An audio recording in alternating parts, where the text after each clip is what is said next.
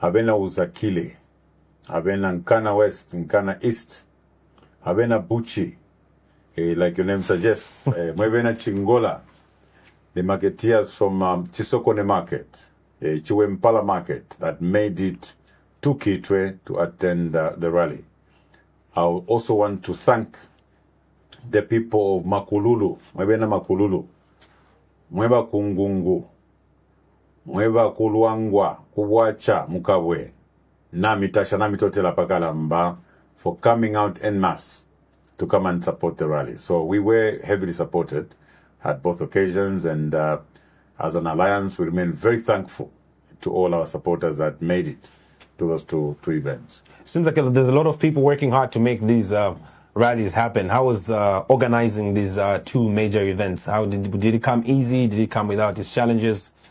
Well, of course, our teams should be commended too. They did a fantastic job in making sure that these two events happened successfully. The Council of Leaders that spent time in planning this particular event should also be commended here. So this has been a demonstration of what teamwork can do. Now, it's important to note that these events happened amidst a number of challenges. For instance, transporters were threatened in Kitwe by UPND cadres. Those that would carry passengers to the rally would be banned from using those bus stations. So even with those huge crowds that you're seeing, there were a lot of frustrations in the background. But like I've always said, Buchi, the will of the Zambian people will always prevail. So what prevailed in Kitwe was the will of the Zambian people. What prevailed in Kawe was the will of the Zambian people.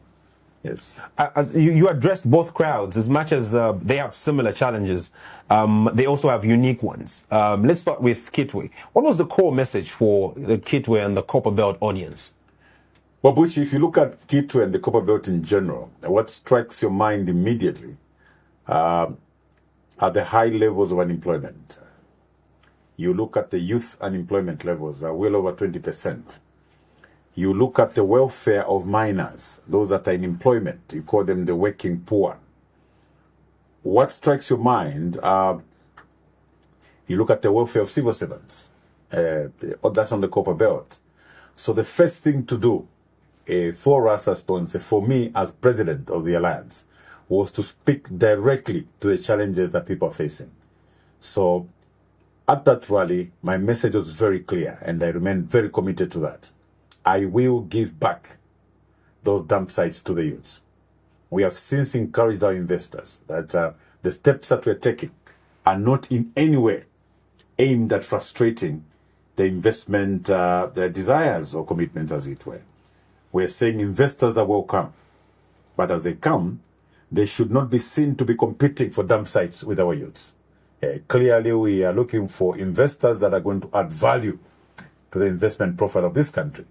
And adding value to the investment profile of this country will be to get some greenfield mines, be able to invest in equipment and employ people, as it were. The dump sites, really, this is where our youths have been deriving some livelihood as they wait, to get employed, as they wait to find something to do. So we made a promise to the youth that we will not only give you back the dump sites, we will go further to ensure that we secure your mining activities. The Ministry of Mines will set up offices in every district where there's mining activities under Ministry of Mines to be able to provide support to these miners. So the youths are guaranteed of getting back the dump sites. Mwemi sepela fiafietua mfuanene kukitwe. Filia ama dump sites, ama Black Mountain. Obuteko wandi uwatonse. Bule wesha ama dump sites kumisepela. Pantfilia fintu fienu. Mulamwine emamukasanga ubwikashi. Tatwa kamiwe se chefie yo. Tukamono kuti mwaba safe ngamlechita mine. Ministry of Mines, under my government, will ensure that tuakwatama offices monsiomo mudesangwa mining activity. Iya kumiafuilisha. Ukumisambilisha safe mining, ukumisambilisha environmental protection, nefi ya kusungende la manga mwapanga, pakutumambio kula mu business. Muchi sungu tuleti, we are going to formalize that particular sector, it will no longer exist as an informal sector. We'll formalize it by ensuring that we migrate it from the informal sector to the formal sector through licensing and many other regulations that come with it.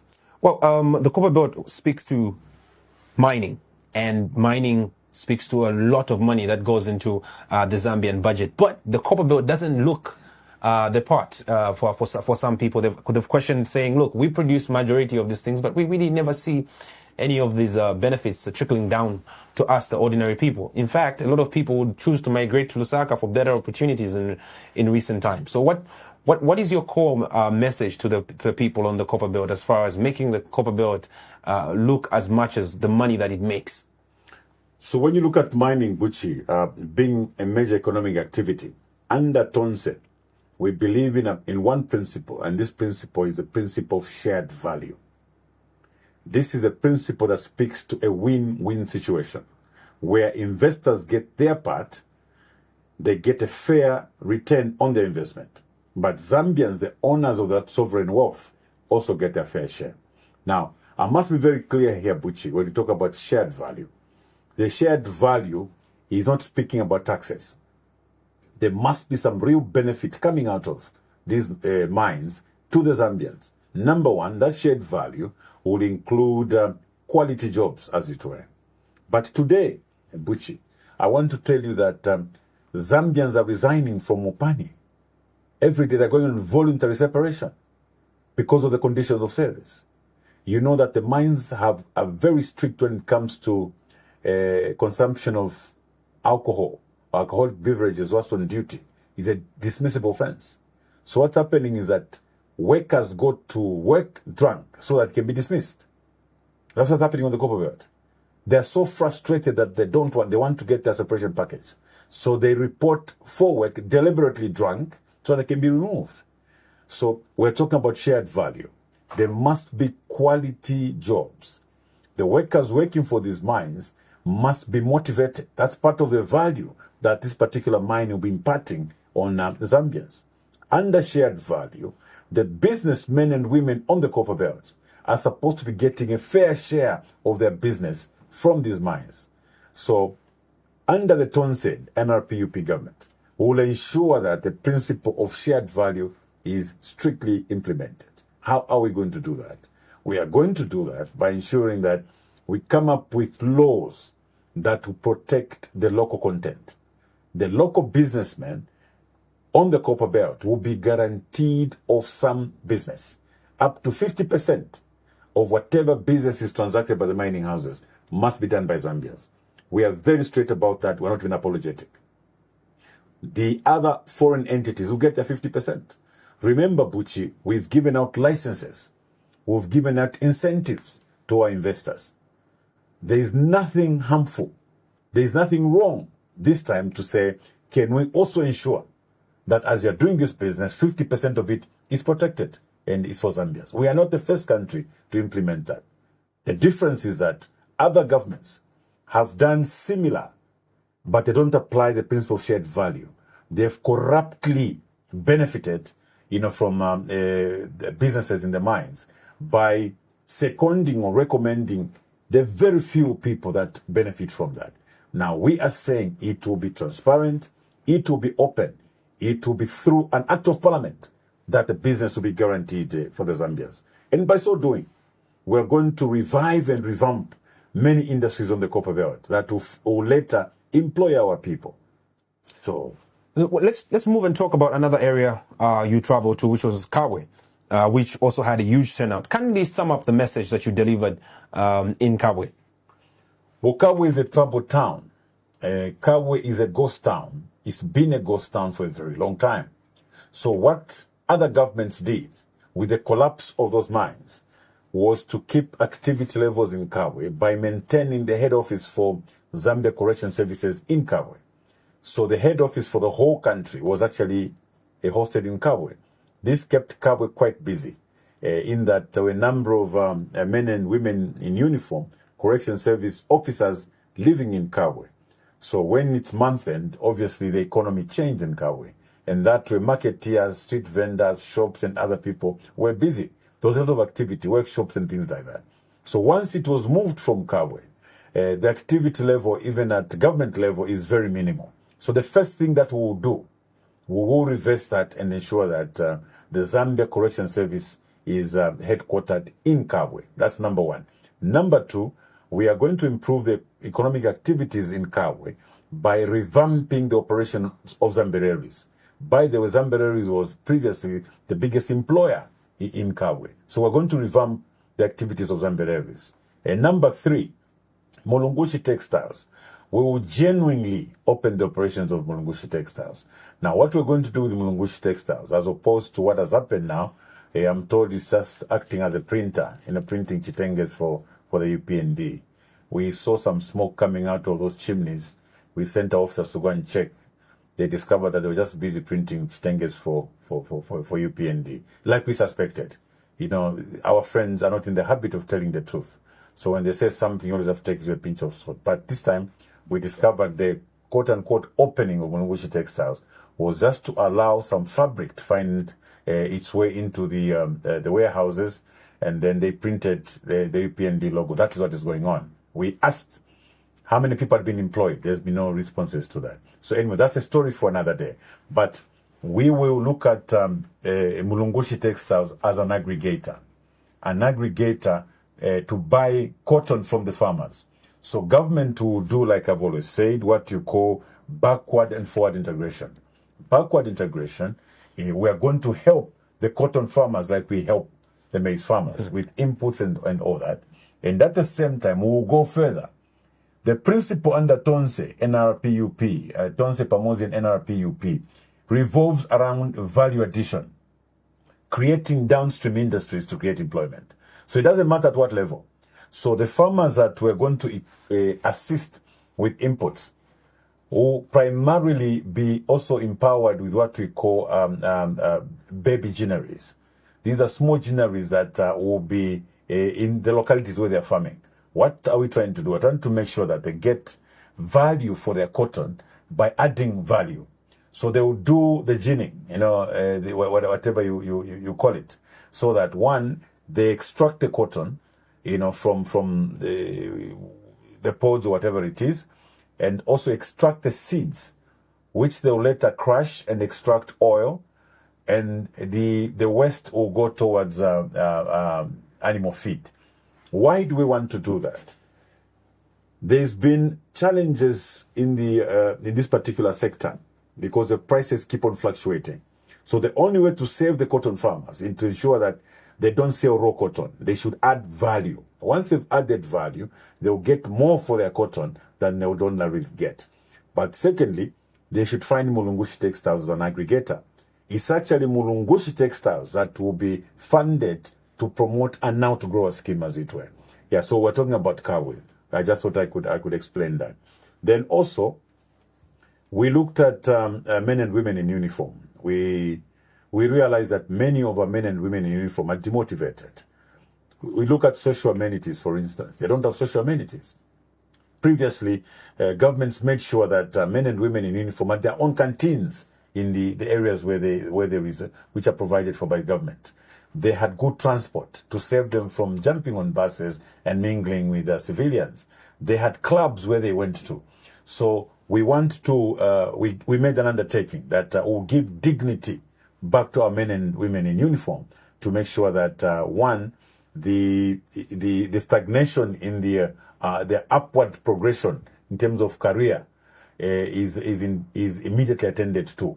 The upward, the notch adjustment system, we are told has not operated for a very long time. So many of them have stagnated.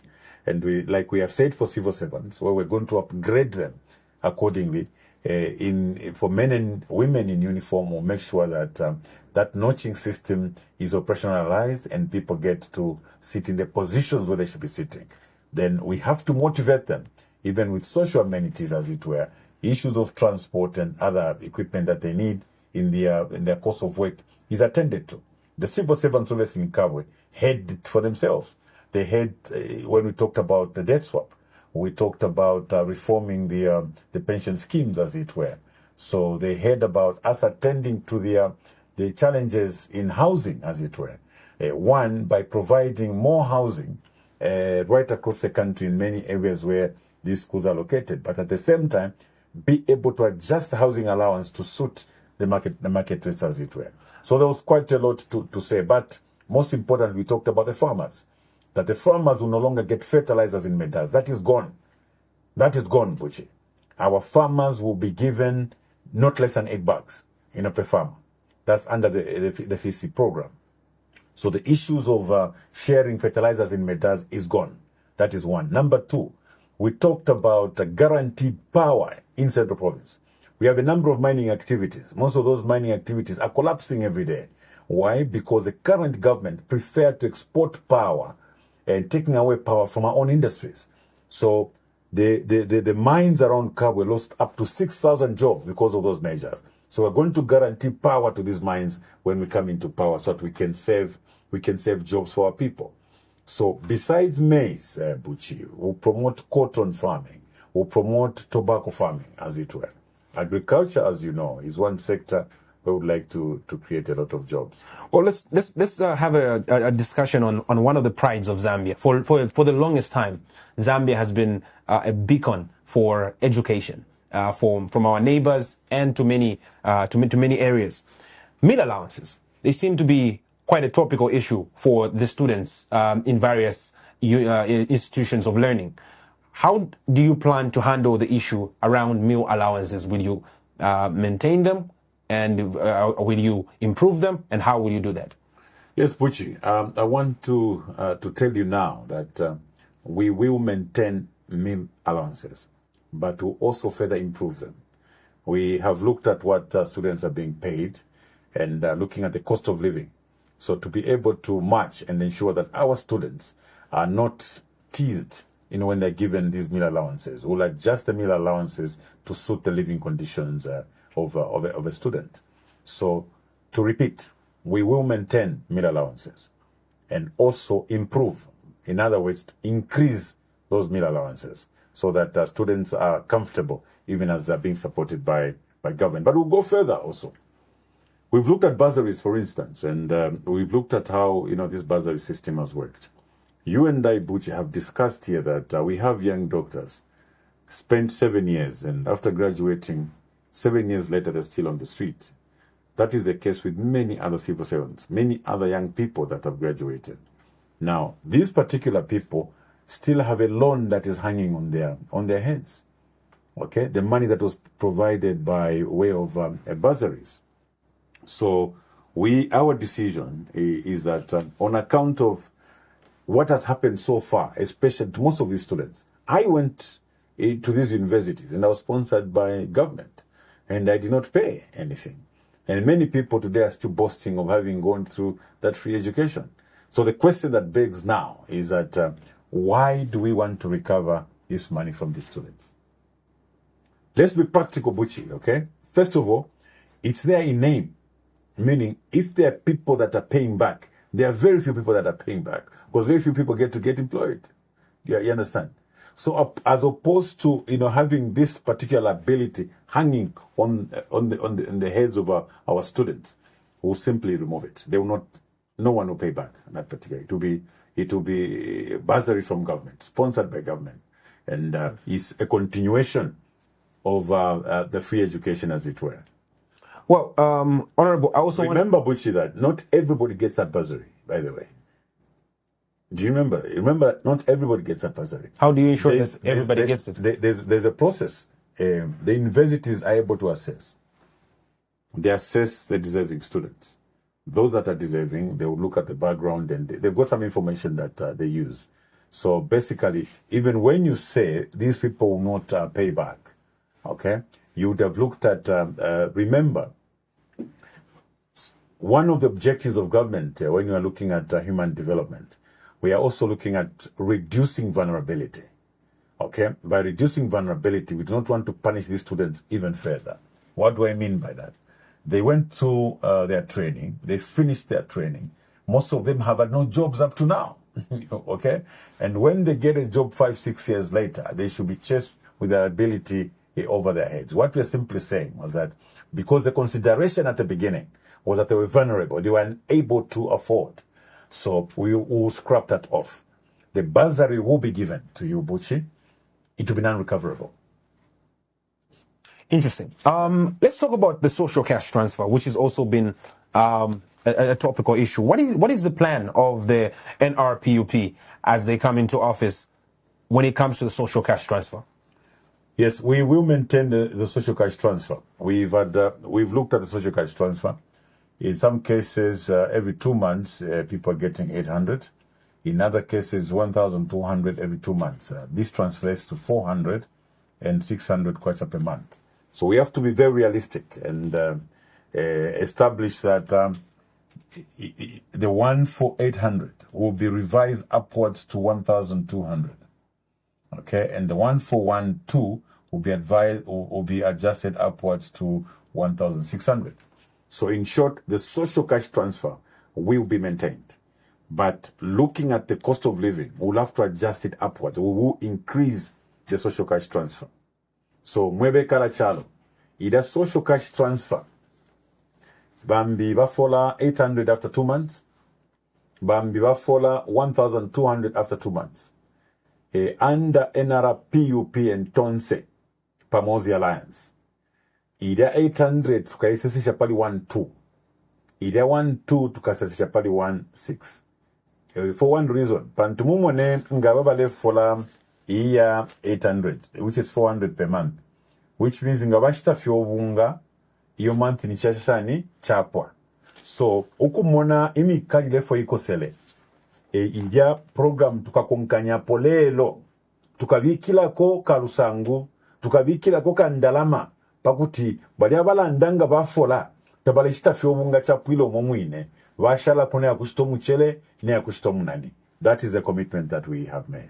Well, you're watching BM8 Unfiltered. My name is Buchizi, and I'm here with Honorable Brian Mundubile, President of the NRPUP and the Tonse Pamosi Alliance. And we've sat here to have a conversation with you, and the conversation is around the well-being of Zambia and the future of Zambia come August 13, and discussed quite a number of things. Now, President Hakainde Hichilema has on a few occasions posed a question to the effect that if you are voted back into office, but this time you will be president, if you are voted back into office as president, you're coming back. What are you coming back to do? And how do you plan to change the well-being of Zambians?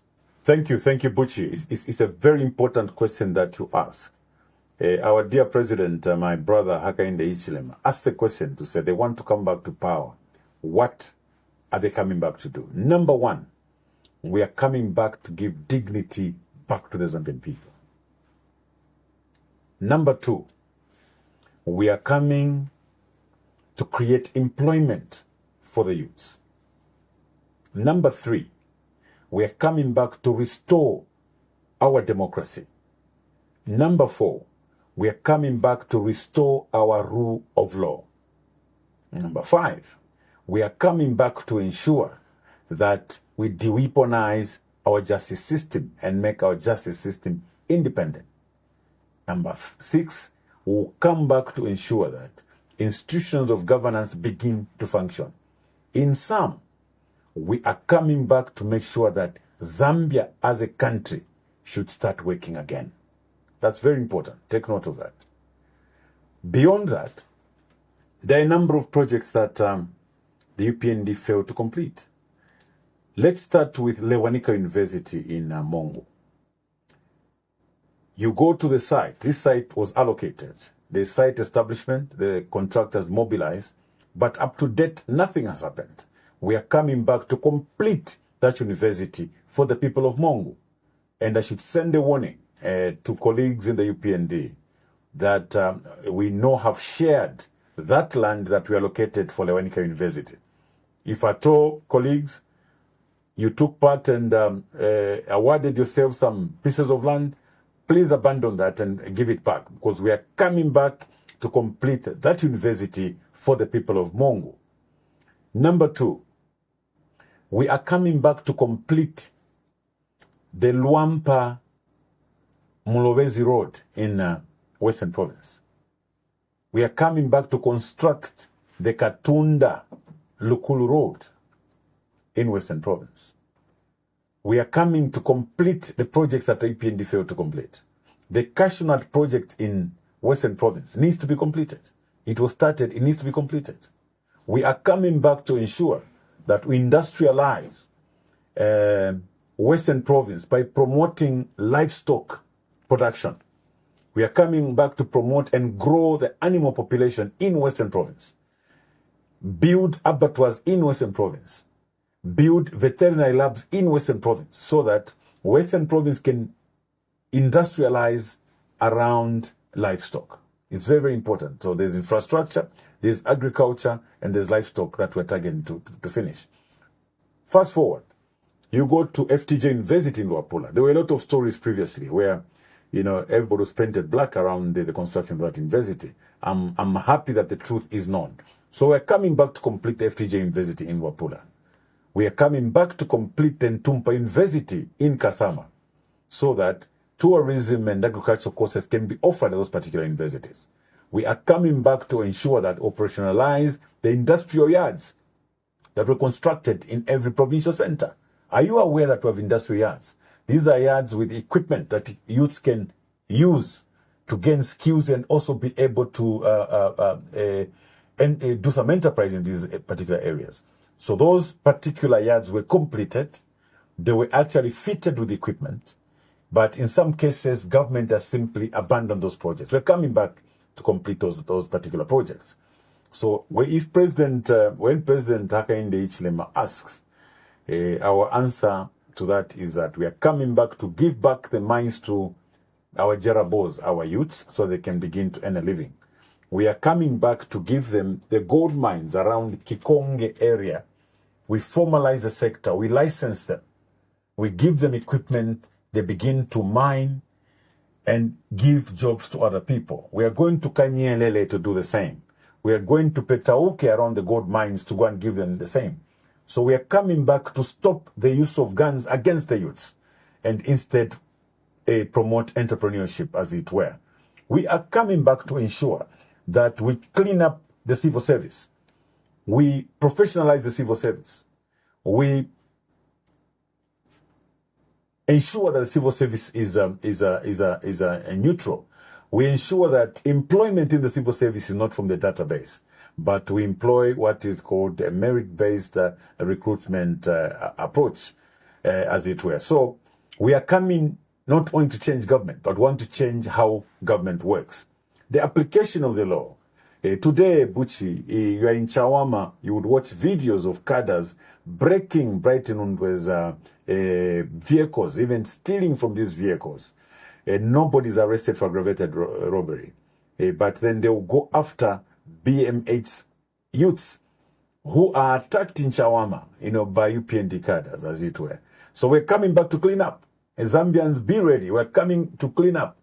There will be no such a thing like we see happening in Chawama.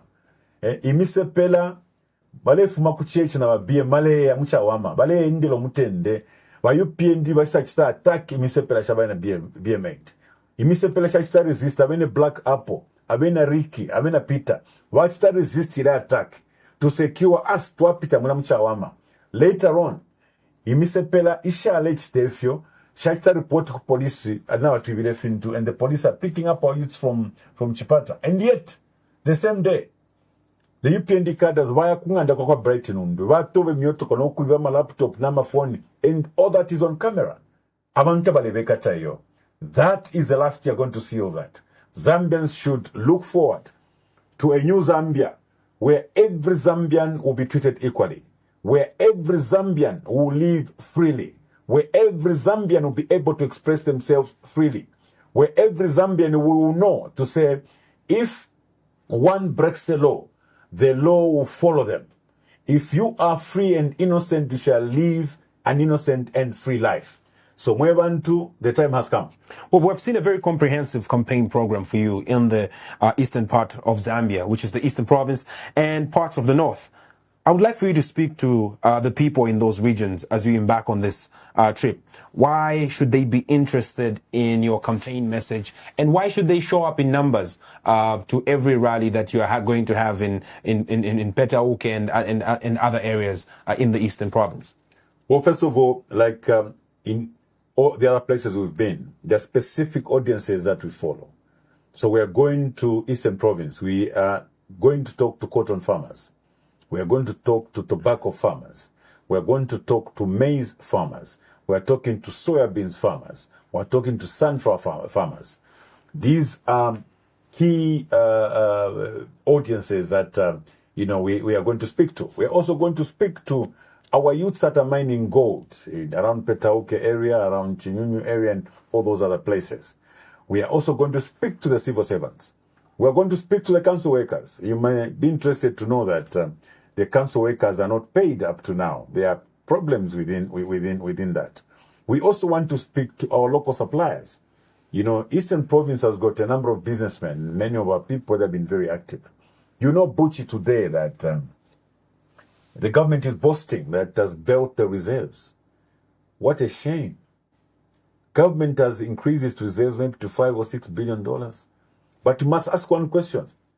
Our own local suppliers have not been paid for the past 5 years. People have lost houses. People have lost property because government owes them money.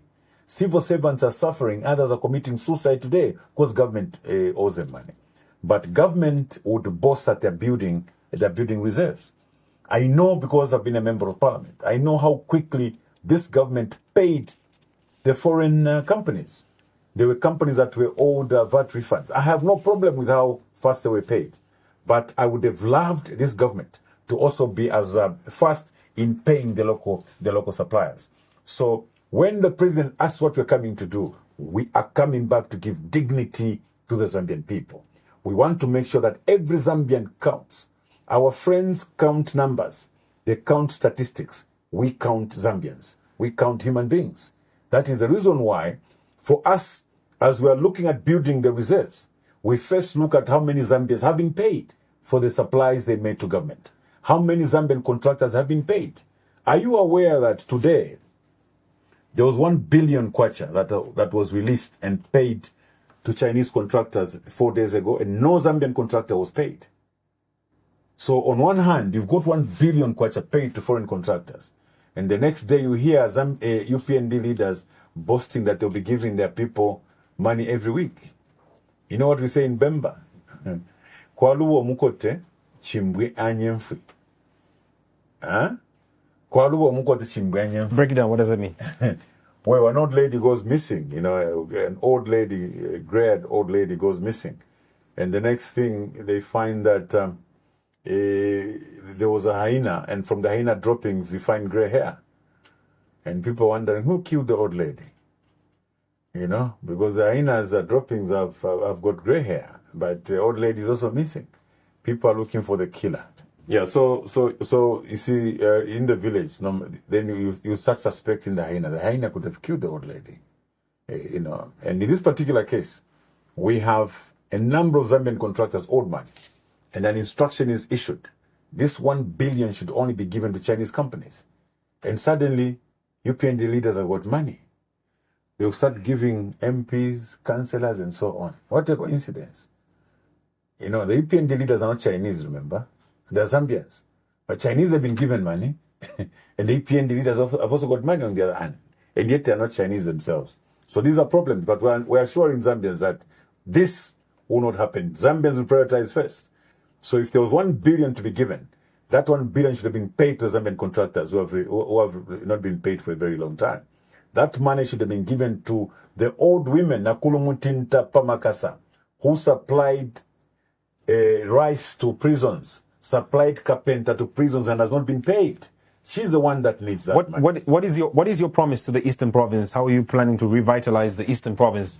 Come August 13, you are sworn in as president. What should the Eastern Province be expecting from Honorable Brian Mundubile as we wrap? We'll start by taking care of farmers. We are increasing the quantum of support through FISIP to the farmers. That is number one. Number two, we are going to revamp cotton farming. We're going to revamp tobacco farming.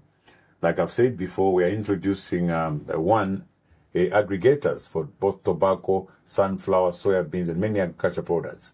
This intervention will either be private sector led or government led through IDC. So in areas which are not attractive, the government is going to go in. Remember, the resort debts, the reason to be for government is to help its citizens. So if at all our cotton farmers are finding challenges, government is going to step in to make sure that soybeans, cotton, tobacco farmers survive. So number one promise to the people of Eastern Province is that we'll ensure that when government gets your maize, they'll pay for it promptly because we'd have planned for it, would have budgeted for it. Secondly, we increase the quantum of support, so that tinkana chitukuko Eastern Province. Tandizo tizamba kupasani ya fertilizer na seed tizachita increase zapakako